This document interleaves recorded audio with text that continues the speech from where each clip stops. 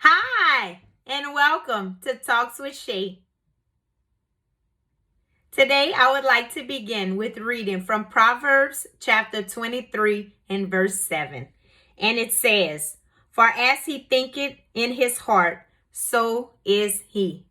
So, for part 5 of All About You, I would like to talk about self confidence.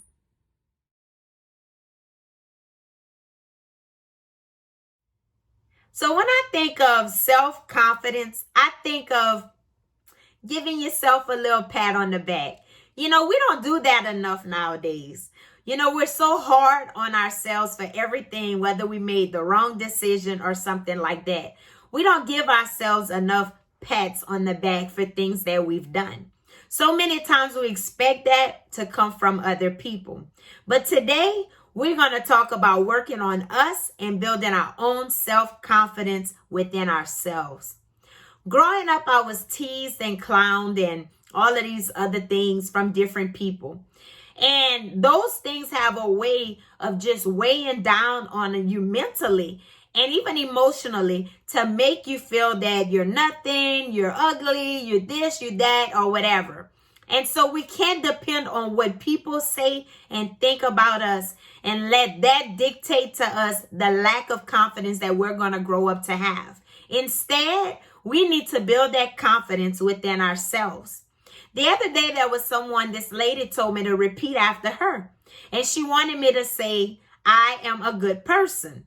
And I repeated after her. And so I was like, "I am a good person." And she said, "Now say it like you mean it." And I said, "I am a good person." And I guess on first, it was like, it didn't feel right saying that about myself. Now, I do feel that I am a good person. Feel like I'm a genuine person, an honest person, and I have a good heart. But it was hard for me to speak those words about myself. It's something about speaking it. The Bible even say life and death are in the power of the tongue. So if you're going to speak positive things about yourself, you're going to learn to believe those positive things about yourself. But what's so weird is I think that I'm a good person. And I'm sure many people will agree to that. But it was so hard for me to even say that coming out of my own mouth. It was like weird, okay? Because I'm like, I feel that way. Why am I struggling to even say that? A lot of times, I know for me speaking, if I just throw on, let's say, a t-shirt and run to the store, t-shirt wrinkle, just throwing any kind of little flip-flops, any kind of little skirt or whatever on, and just run off to the store to hurry up and go get something. If I leave my house looking any kind of way, I feel any kind of way. I feel lazy. I feel sluggish. I feel tacky, whatever. Versus if I go to the store and I iron my t-shirt, because I'm that person, I iron my t-shirt, put me a little blue jean skirt on, some cute little sandals, I'll feel so much different. My point is, the way we carry ourselves on the outward appearance, it does affect how we feel on the inside. Because if I leave my house, say like I'm going to church, I feel cute. I got my heels on. I took time with my hair. I took time to pick out something nice to wear. And I feel more confident about myself. When I tell people that I struggle with lack of confidence, like I have lack of confidence in myself, they're like, "What?" Because I don't carry myself like I have lack of confidence. I carry myself like I have confidence. Now, there are some areas in my life that I am confident in, but then there's some areas that I'm not. And so those are areas where I'm not, that I have to work on every day, but I recognize them and I see what I have to work on, and that's what I work on. We can't allow what people think about us and toward us to dictate the confidence level that we're going to have within ourselves. God himself develops certain things inside of us individually for a reason. And the things that he's instilled in you is good things. See, God is not going to put mean and ugly and evil things inside of you. That's the devil's job to do. God instills good things inside of us. And if he's created you the way that you are, love who you are. Be confident in who you are. Whatever those talents and those skills and abilities that he's put inside of you, he did that. Accept those and be confident in that. You know, we need to look at ourselves in the mirror more often and say, you know what? I am a good person. You know what? I am beautiful. A lot of time thinking about beautiful, when we think of beauty, we focus so much on an outward appearance of people. Beauty comes from within. That's what makes a person beautiful. So if someone calls you beautiful, and because you may not feel beautiful per se on the outside, doesn't mean you're not a beautiful person on the inside. Because there's time people tell me that I'm beautiful. I wouldn't call myself beautiful. Now, I call myself pretty. I think I'm pretty, but that's my opinion about myself, and I'm okay with that opinion. The other people may think I'm beautiful on the outside and inside. People have said that, but I may not feel it on the outside, but I feel it on the inside. You know, it's what people perceive about us that make us think and form opinions about ourselves. We can't let that happen. Now, if it's positive, then that's good. I can remember teaching in Head Start, and there was this one little boy. He would come to school, and he would always say, I'm a smart boy. I'm a smart boy. And so it was so beautiful because even though he had some developmental delays, his parents taught him that he was a smart boy. So when he grew up, and I mean, he's older now. I'm sure he out of high school or whatever, because this was years ago. But I'm sure as he grew up to think that he was a smart boy, it pushed him to do greater things. Instead of feeling like nowadays, people like to call children BAD. They get on my nerve, okay? They bad. Well, guess what you're speaking? That they're going to be bad. So they're going to grow up and do bad things because that's what you told them that they were. So when you speak things on people's lives, a lot of times, death and life, like I said, a lot of times, that's what that person produces. So whatever it is that you're speaking upon yourself, that's what you're going to produce. So if you're going to think you're not a good person, then you're not going to be a good person. And you're going to make decisions to not be a good person. But if you think of yourself as a good person, then you're going to work at it and you're going to make sure that you be a good person. So whatever it is that you're struggling with to feel confident about within yourself, work on it. And realize what other people think doesn't even matter. What God thinks is what ultimately matters. You know, God instills great things inside of us. And it's for us to push through those things. You know, no matter what I went through in my life and with trials and tribulations that came my way.